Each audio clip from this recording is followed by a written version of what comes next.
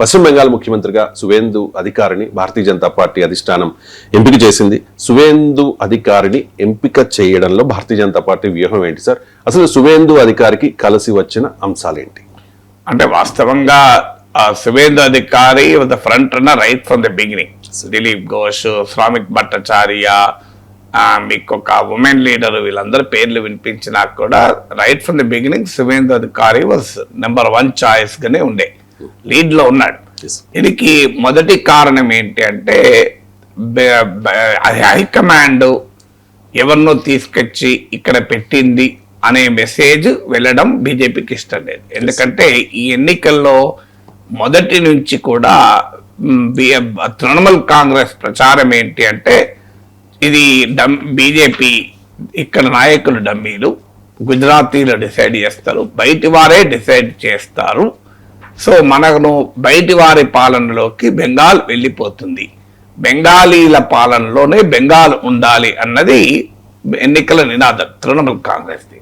So రేపు క్షేత్రస్థాయిలో బలం లేని హైకమాండ్ లాయలిస్ట్ను తీసుకొచ్చి పెట్టారనుకోండి, రాజస్థాన్లో వసుంధరా సింధియాను పక్కకు పెట్టినట్లు, మధ్యప్రదేశ్లో శివరాజ్ సింగ్ చౌహాన్ పక్కకు పెట్టినట్లు, ఇక్కడ చేస్తే ఏమవుతుంది అంటే చూడండి మేము చెప్పిన ప్రచారం నిజం, వాళ్ళు డమ్మీని పెట్టుకొని పెట్టుకొని పాలిస్తున్నారు ఢిల్లీ వాళ్ళు అనేటువంటి బెంగాలీ ఐడెంటిటీ అనేది బీజేపీని భవిష్యత్తులో నష్టం చేస్తుంది. అందువల్ల సువేందు అధికారిని పెట్టడం ద్వారా గ్రాస్ రూట్స్ బెంగాలీ నాయకుడు, అంటే బెంగాల్ రాజకీయాల్లో బీజేపీలో చేరక ముందు నుంచి బలమైనటువంటి రాజకీయ నాయకుడు బెంగాల్లో. సో అందువల్ల బెంగాలీ రాజకీయాలలో చాలా కాలం నుంచి ఉండి తృణమూల్ కాంగ్రెస్ నేతగా, అప్పుడు బీజేపీ నేతగా సన్ ఆఫ్ ద సాయిల్ అంటే భూమి పుత్రుడు అంటారే, సో ఆ రకంగా బెంగాలీ సెంటిమెంట్ను గౌరవించడం అనేది మొదటిది. రెండవది దేశవ్యాప్తంగా అన్ని రాష్ట్రాల్లో ఉన్నటువంటి బీజేపీలో చేరాలనుకునేటువంటి ఇతర పార్టీల ప్రముఖులకు ఒక సంకేతం.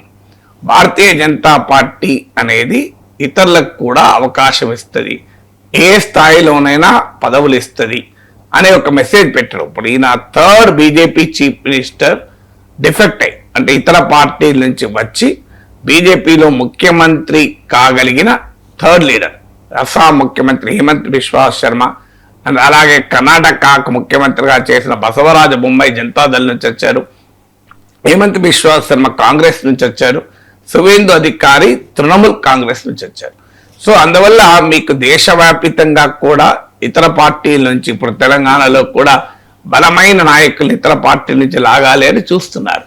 వాళ్ళకు ఒక మెసేజ్, మీరు బీజేపీలో చేరితే మీకు రాజకీయంగా గ్రోత్ ఉంటుంది, బీజేపీ అవుట్ సైడరు ఇన్సైడరు అనేది చూడదు, ఒక్కసారి పార్టీలో చేరితే పార్టీ విజయానికి కంట్రిబ్యూట్ చేస్తే పార్టీ దాన్ని రివార్డ్ చేస్తుంది అని ఒక సంకేతాన్ని ఆపరేషన్ ఆకర్షకులకు పంపడం, ఇది సెకండ్ ఫ్యాక్టర్.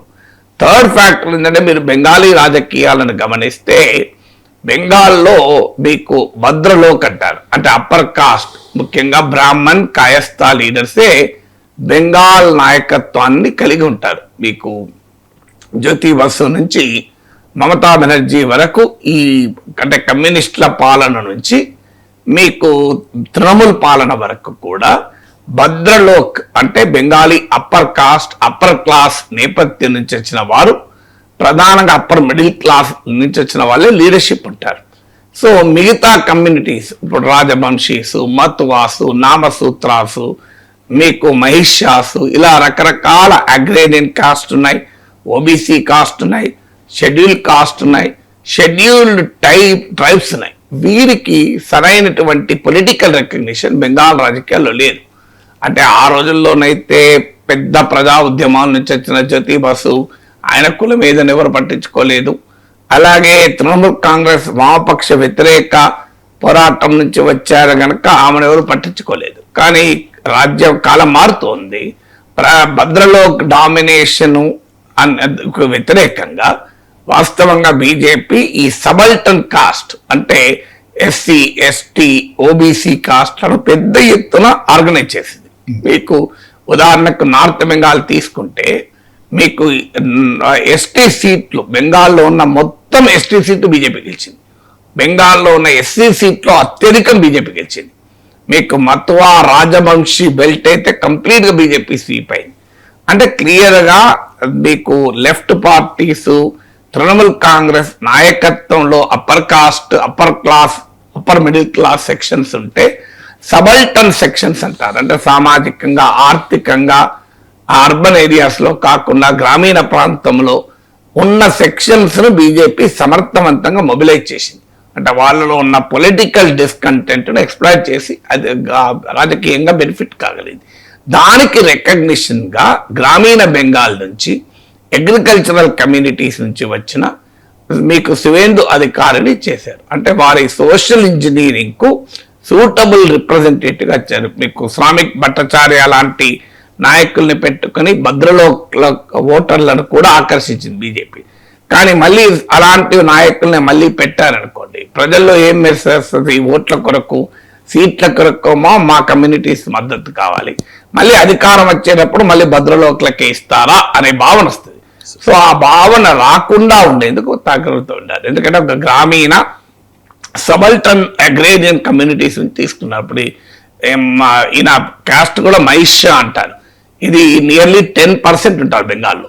సో అదొక ఫోర్త్ ఆస్పెక్ట్. అంటే ఒక బలమైన కమ్యూనిటీ నుంచి, అంటే ఓవరాల్గా సబల్టన్ కాస్ట్లకు మెసేజ్ పెట్టడం, భద్రలోక్ అనే భావన నుంచి బయటపడడం, బెంగాల్ రాజకీయాల్ని భద్రలోక్ రాజకీయాల నుంచి విముక్తి చేశామనేటువంటి ఒక డైమెన్షన్ అయితే, సోషల్ ఇంజనీరింగ్లో మరో డైమెన్షన్ ఏంటంటే ఒక స్ట్రాంగ్ కమ్యూనిటీ.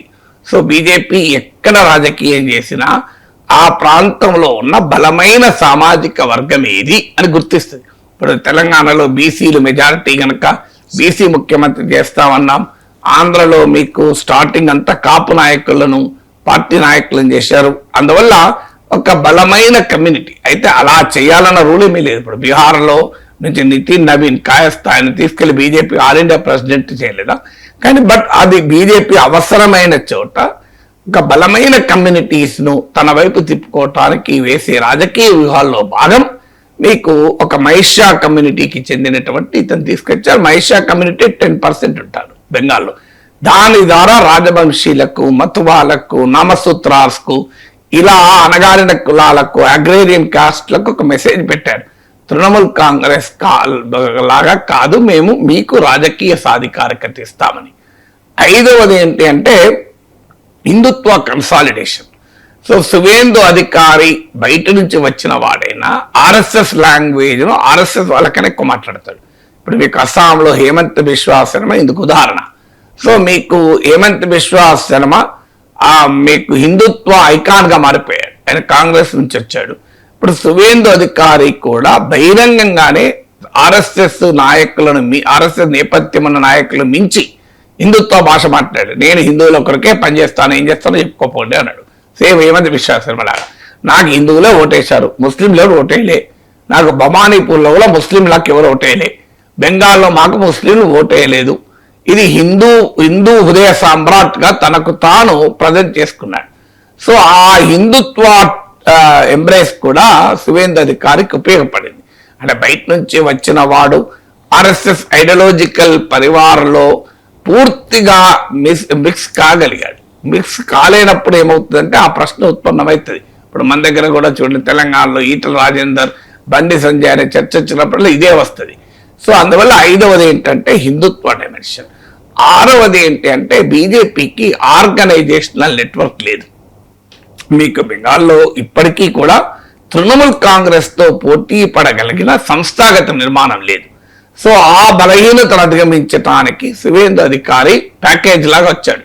తానే కాకుండా తన ఫాలోవర్స్, ఎందుకంటే ఆయన తృణమూల్ కాంగ్రెస్లో నెంబర్ 2గా వ్యవహరించాడు. మమతా బెనర్జీ తర్వాత ఆ స్థానంలో ఉన్నాడు. అభిషేక్ బెనర్జీ మేనల్లుడు రావడంతో దూరం అవడం మొదలయ్యాడు. సో మేనల్లుడి ప్రభావాన్ని నిరసిస్తూ తృణమూల్ కాంగ్రెస్ నుంచి బయటకు వచ్చాడు. సో అంతకు ముందు మేనల్లుడు రాకముందు మమతా బెనర్జీ ప్రభుత్వాన్ని చూస్తుంటే శివేందు అధికారి ఆల్మోస్ట్ గవర్నమెంట్లో నెంబర్ 2, పార్టీలో నెంబర్ 2. సో దానివల్ల ఏమైందంటే బీజేపీకి రెడీమేడ్ ఇల్లరి కాళ్ళు లాగా మీకు కంప్లీట్లీ డెవలప్డ్ పర్సన్, ఒక ఆర్గనైజేషనల్ నెట్వర్క్ ఉన్న నాయకుడు వచ్చాడు. ఏడవది పొలిటికల్ లెజిటిమసీ. ఏంటి ఆ పొలిటికల్ ఏజెంట్స్ అంటే మమతా బెనర్జీని ఓడించాడు. అది కూడా మామూలు విషయం కాదు, 2 సార్లు ఓడించాడు. 2021లో నందిగ్రామ్లో ఓడించాడు, 2026లో భవానీపూర్లో ఓడించాడు. సో మమతా బెనర్జీ లాంటి అత్యంత శక్తివంతమైన నాయకురాల్ని, తృణమూల్ కాంగ్రెస్ అధినేత్రిని మీరు ఓడించాడు 2 సార్లు అంటే అది ఎక్కడ లేని రాజకీయ లెజిటిమసీని తెస్తుంది. అందుకే మీరు చూడండి, అరవింద్ కేజ్రీవాల్ ప్రధాని కావాలనుకున్నప్పుడు వెళ్ళి వారణాసిలో మోడీతో పోటీ చేశాడు.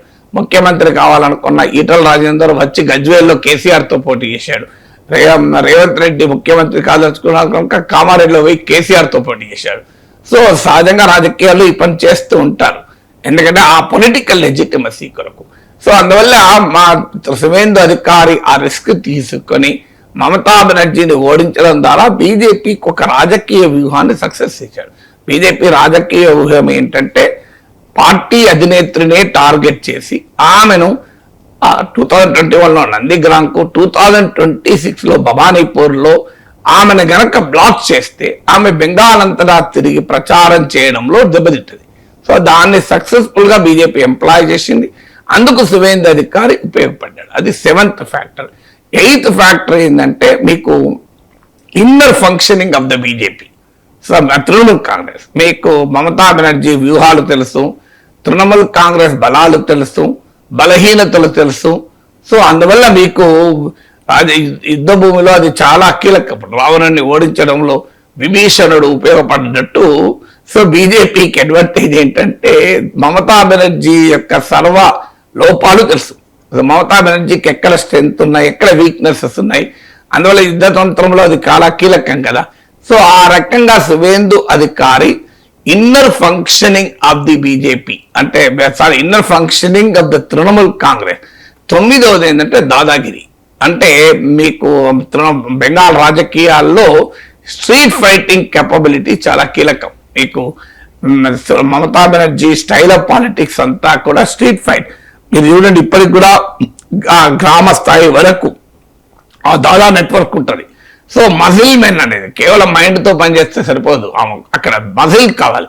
ఆ మజిల్ పవర్ కూడా సువేందు అధికారి వాళ్ళ కుటుంబం మిడ్నాపూర్ బెల్ట్ లో మీకు వాళ్ళ కాస్ట్ మైషా కమ్యూనిటీ, మిడ్నాపూర్ సౌత్ బెంగాల్ ఈ ప్రాంతం అంతటా కాస్ట్ చాలా స్ప్రెడ్ అయి ఉంటుంది.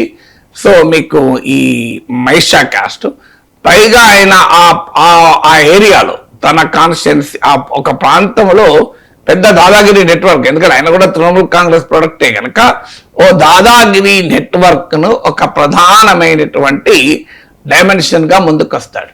సో అందువల్ల 10వది ఏంటంటే సో బీజేపీకి జాతీయ నాయకత్వాన్ని విశ్వాసాన్ని కూడా పొందగలిగాడు. మీకు మోడీ అమిత్ షాల విశ్వాసాన్ని కూడా పొందగలిగాడు బయట నుంచి వచ్చినా కూడా. సో ఈ 10 ఫ్యాక్టర్స్ అంటే మిగతా అన్ని కలిసి వచ్చి జాతీయ నాయకత్వానికి అనుమానం ఉందనుకో, ఈయన వెళ్ళిపోతాడేమో, బయటికి పోతాడేమో, పార్టీకి ద్రోహం చేస్తాడేమో అంటే పార్టీ నమ్మదు. ఆ అవకాశం కూడా బెంగాల్ ఇప్పుడు లేదు, 200కు పైగా సీట్లు ఉన్నాయి. సువేందు అధికారికి ఏంటంటే ఆయన తృణమూల్ కాంగ్రెస్ లో ఉన్నప్పుడు లెఫ్ట్ ఆయనకు ప్రధాన ప్రత్యర్థి, ఇప్పుడు తృణమూల్ ప్రధాన ప్రత్యర్థి. ఆయనకి ఇంకేం కావాలి? బీజేపీకి ప్రధానమైన రాజకీయ ఫైట్ నడపగలిగేటువంటి నాయకుడిగా సువేందు అధికారి కనిపించాడు. అందువల్ల ఈ 10 ఫ్యాక్టర్స్ సువేందు అధికారిని సీఎం చేశాయి.